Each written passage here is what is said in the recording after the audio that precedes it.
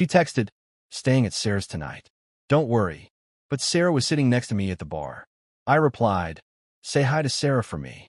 The frantic calls that started coming through when she realized. Original post. I, 29 male, was having a regular Thursday at Murphy's bar with the crew. Nothing special, just unwinding after a long week. Brett from accounting was complaining about his fantasy team. I was nursing my second beer, and then Lauren, the Lauren who was supposedly out of town, walks in. Lauren's my girlfriend of almost 3 years. Correction, my girlfriend who lives in my apartment rent-free because she's building her photography business. The same photography business that's been about to take off for 18 months. She sits down next to Brett and immediately starts scrolling through her phone.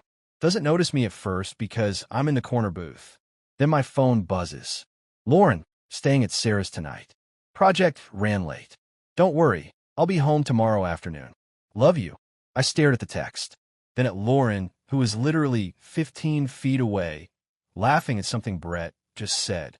Then back at the text. The thing is, Sarah, Lauren's best friend since college, was sitting right next to me. She'd been there for the past hour, telling us about her new job at some startup. I showed Sarah the text. Her face went from confused to horrified in about 2 seconds. "What the actual hell?" she whispered. I haven't seen Lauren in like 3 weeks, and I definitely didn't make plans with her tonight. My brain went into this weird autopilot mode. The hurt would come later. Right now, just cold calculation. I texted back, "Say hi to Sarah for me." Then I turned off my phone. Sarah grabbed my arm. "Dude, what are you doing?" "Honestly, no idea yet, but I'm about to find out who she's really with." 20 minutes later, my phone was still off, but Sarah started blowing up. Lauren calling her, over and over. Then texts. "Why did you tell him? You're supposed to be my best friend. This is your fault." Sarah just stared at her screen, mouth open. She thinks I told you? She doesn't even know you saw my text response." Brett leaned over. "Bro, she's literally having a meltdown because she got caught in a lie. Turn your phone on. This is going to be good." Against my better judgment, I powered it back on. 67 missed calls. Yes, 67. All from Lauren. The texts were even better. "Ethan, please pick up. It's not what you think." Sarah's confused. "I am at her place. Why are you doing this? Call me now. You're being ridiculous." The progression from panic to anger was almost fascinating. I took a screenshot of every single message and backed them up to cloud storage. Then I texted her back one word. "Busted. Update 1. So that was Thursday night. It's now Saturday afternoon, and holy hell, the entitlement levels are off the charts. Friday morning, I woke up to find Lauren had let herself into the apartment. My apartment, where only my name is on the lease. She was sitting on the couch like nothing happened, scrolling through Netflix. "Hey, babe," she said casually. "We need to talk about last night." I stood in the doorway, coffee mug in hand. "Yeah, we do. Were you actually?" "I told you, Sarah's." "Lauren." Sarah was sitting next to me at Murphy's. I showed her your text. She had no idea what you were talking about. Her face did this thing where she tried to look confused, but just ended up looking guilty. She's covering for you? Did you threaten her or something?" The audacity. The audacity. "So, your story is that Sarah, your supposed best friend of what, 8 years, is lying to help me. Catch you in a lie you told me. You're twisting everything. Where were you?" She tried tears. The whole performance, shaky voice, hands over her face. "I was at a photography workshop that ran late, and I didn't want you to worry. So I said I was at Sarah's because I knew you'd be okay with that." "What workshop? Where? Who ran it?" I don't remember the instructor's name. It was last minute. Show me the receipt. The registration email. Anything. I paid cash. To a photography workshop in 2024. Cash. Sure. That's when her phone buzzed. She grabbed it quickly, but not quickly enough. I saw the name, Trevor. Everything clicked. Trevor. Her client, who needed constant portfolio updates and emergency reshoot consultations. Trevor, who she'd mentioned maybe 6 times in the past 2 months. Who's Trevor? A client. Show me his contract then. Show me the invoices you've sent him. She stood up, suddenly furious. "I don't have to prove anything to you. You're being controlling and paranoid. Get out. What? This is my apartment. My name on the lease. Get out. You can't kick me out. I live here. No. You stay here. Big difference. And that arrangement just ended. Ethan, you're overreacting. I grabbed her phone off the coffee table. She lunged for it, but I held it up. Let me see Trevor's messages. If he's just a client, you've got nothing to hide. She went pale, then red, then tried to grab the phone again. I just held it higher. That's private. Yeah, that's what I thought. Get your stuff. You've got 2 hours. I'm not going anywhere. This is my home too. Actually, it's not. You don't pay rent. Your name isn't on anything. You're essentially a guest who's overstayed their welcome. Her mom called 20 minutes later. Becky, a woman who's never worked a day since marrying Lauren's dad, trying to lecture me about responsibility. You can't just throw her out. Where's she supposed to go? Becky, she lied about where she was last night and has been texting some guy named Trevor constantly. She can figure it out. That's just how millennials communicate. You're being insecure. I'm actually Gen Z, but okay. Not my problem anymore. Lauren spent the next hour packing while crying loudly and calling various friends. I heard her version of events. He's kicking me out over nothing. I stayed at a workshop and he freaked out. He's always been jealous and controlling. No mention of the Sarah text. No mention of Trevor. Funny how that works. She left around 2 p.m. with 3 suitcases and her camera equipment. Slammed the door hard enough that my neighbor texted asking if everything was okay. Then started phase 2, the negotiation texts. I left my favorite blanket. Can I come get it? Need my mail forwarded. We should talk about this like adults. You're really going to throw away 3 years over a misunderstanding? I responded to exactly one. The blanket will be in the building lobby by 6 p.m. Have someone else pick it up. Don't contact me again. Got a call from Trevor that night. Yes, Trevor himself. Hey man, I think we should talk. About what? How you been hooking up with my girlfriend? It's not like that. We're friends. Lauren said you two were basically over anyway. Oh, that's interesting. Did she now? When did she say that? Like, a month ago? Weird, because a month ago we were planning a trip together. But sure, basically over. You can have her, man. Good luck. I'm not trying to. Hung up. Blocked the number. Update 2. It's been 2 weeks and Lauren's entitlement has reached truly impressive levels. Like Olympic-worthy. First came the financial awakening. Turns out when you don't pay rent or utilities for 3 years, moving out is expensive. Who knew? She started with the mutual friends. Tried to get them to convince me to help her out with first month's rent somewhere. Because apparently I OWE her that. The logic was that since I let her stay rent-free before, I should invest in her new place. When that didn't work, she tried accessing our shared streaming accounts. Except they were never shared. They're mine. I paid for all of them. Changed every password Sunday night. Monday morning. Why can't I log into Netflix? Because you don't pay for it. We shared that. No, you used it. Big difference. This is petty. So, is lying about your location. She showed up at my apartment Wednesday night with her brother, Kyle. Kyle's this guy who thinks he's intimidating because he goes to the gym 5 days a week. He knocked on my door at 9 p.m. Yo, Ethan. Need to talk. About what? About how you're treating my sister. She's broke, man. You know, she put everything into that business. You can't just cut her off.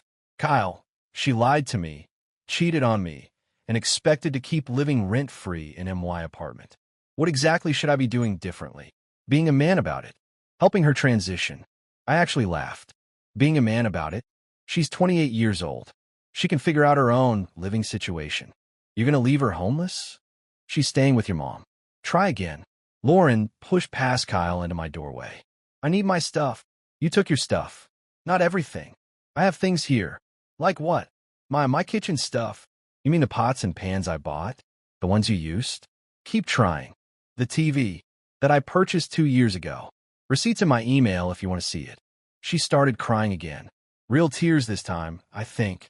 But here's the thing about crying. It works until it doesn't. It works until you realize the person isn't crying because they hurt you. They're crying because they're facing consequences. Ethan, please. I have nothing. Trevor won't even return my calls now. Oh, that's rich. So, Trevor ghosted you? The guy you lied to me for? Damn, that's rough. Don't be cruel. I'm not being cruel. I'm being honest. You made choices. Bad ones. Now you're dealing with it. I'll try to step in again. Bro, just give her some money to get started. No. Come on, man. I said no. She's an adult. She made her decisions. I don't owe her anything. They left after Lauren tried one more time to get into the apartment to look for her things. I told her I'd call the cops if she didn't leave. They'll call me a bad name, and they took off. Thursday, got a call from my landlord. Someone, definitely Lauren, had called claiming she was on the lease, and I'd illegally locked her out. Landlord was cool about it, just needed to confirm she was never on the lease. Sent him the paperwork. Done. Friday, she tried the workplace card, called my office, and told the receptionist she was my fiancée. News to me, and needed to speak with me urgently about a family emergency. Boss pulled me aside. Your ex called. Claimed some emergency. I told her we can't transfer personal calls unless you approve. Everything okay? Yeah, just ex drama. She's mad I won't bankroll her life anymore. Say less. I'll let reception know she's not to be put through. Last night, Saturday, got a series of texts from unknown numbers. Clearly Lauren using friends' phones. You ruined my life. I hope you're happy. Everyone thinks you're a piece of trash. Sarah won't even talk to me anymore. Yeah, because you try to throw Sarah under the bus. My mom says you're going to regret this. Trevor's getting back with his ex because of you. That last one made me genuinely laugh. How is Trevor's relationship my problem? How is any of this my problem? This morning I woke up to find she'd posted some vague posting on social media. Didn't name me, but everyone who knows us would figure it out. When someone shows you who they really are during a breakup, believe them. Throwing someone out with nowhere to go and cutting them off financially is abuse. Period. The comments were divided. Her friends, OMG, are you okay? What a monster. You deserve better, queen. My friends and people who actually knew the situation. Maybe don't cheat, then play stupid games. Didn't you lie about where you were? Sarah even commented, interesting take from someone who tried to use me as an alibi for cheating. Then deleted it, probably to avoid more drama. I'm not responding to any of it. Not dignifying it with a response. The people who matter know what really happened. Everyone else? Not my problem. Update 3. Final update because this needs to be closed out. It's been about 6 weeks since everything imploded. Lauren's gone full scorched earth. After the social media posts didn't get her the sympathy she wanted, she escalated. Hard. 2 weeks ago, I got a letter from some attorney. Not like a real firm, just some solo practitioner she probably found on Google. Demand letter claiming I owe her $15,000 for financial contributions to household during our relationship. The breakdown was wild. $8,000 for cooking and household management services. $4,000 for emotional labor and support. $3,000 for career sacrifices to support my growth. I literally laughed out loud in the parking lot reading it. Sent it to my cousin Derek, who's an actual attorney. He called me 20 minutes later, also laughing. This is the dumbest thing I've ever read. She's trying to charge you for being a girlfriend. What career sacrifices? Her photography business that never made money.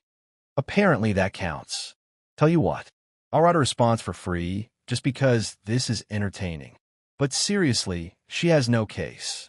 You don't owe a romantic partner back pay for existing in a relationship. Derek's response was beautiful. Professional, but basically said, my client owes your client nothing. They were in a romantic relationship, not an employment arrangement. Any financial support provided was a gift, not a loan.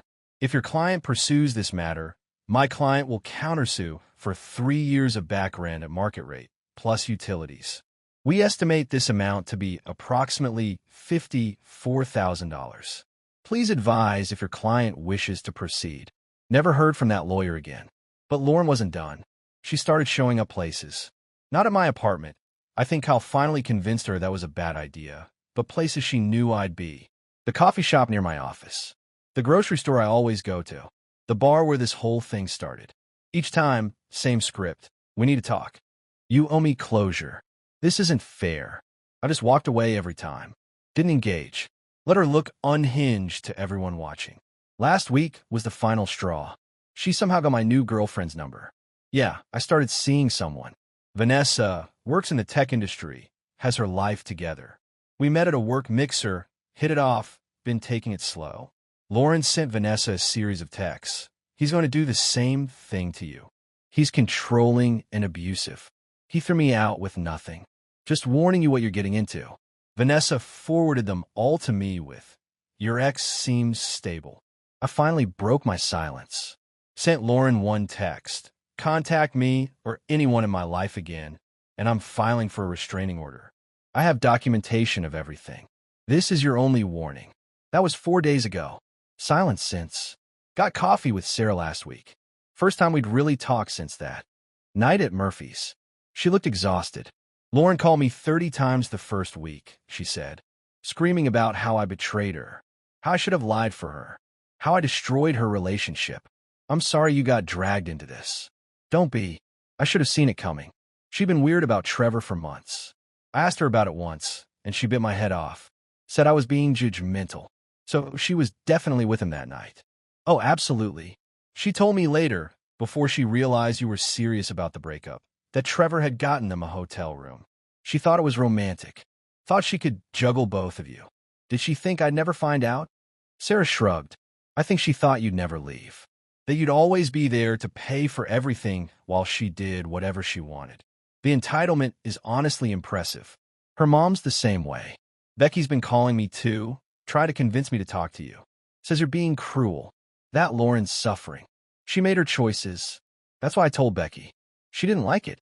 As for where Lauren is now, heard through the grapevine, and by grapevine, I mean Kyle's girlfriend who still follows me on Instagram, that she's living with Becky full-time. The photography business is on hold. She got a part-time job at some retail store, but complains about it constantly. Trevor? Gone. Apparently once he realized Lauren wasn't the low-maintenance side piece he thought she was, he bailed. Blocked her on everything. She tried to show up at his place once, and he threatened to call the cops. The mutual friends have mostly chosen sides at this point.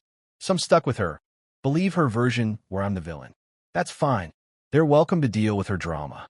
The friends who matter, who actually knew both of us, are still around. Vanessa thinks the whole story is insane. She really thought she could just lie and you'd never figure it out? She thought I was too comfortable to ever leave. That I'd rather stay in a bad relationship than start over. That's depressing. It was. But I'm good now. Better, actually. And I am. The apartment's quieter, cleaner, cheaper. Honestly, now that I'm not subsidizing someone else's life. I've been sleeping better, eating better, working out consistently for the first time in years. There's no dramatic finale here. No moment where Lauren realizes her mistakes and apologizes. No redemption arc. She's still out there, probably telling people I'm terrible, probably blaming everyone but herself. That text, though, "Say hi to Sarah for me," still makes me smile.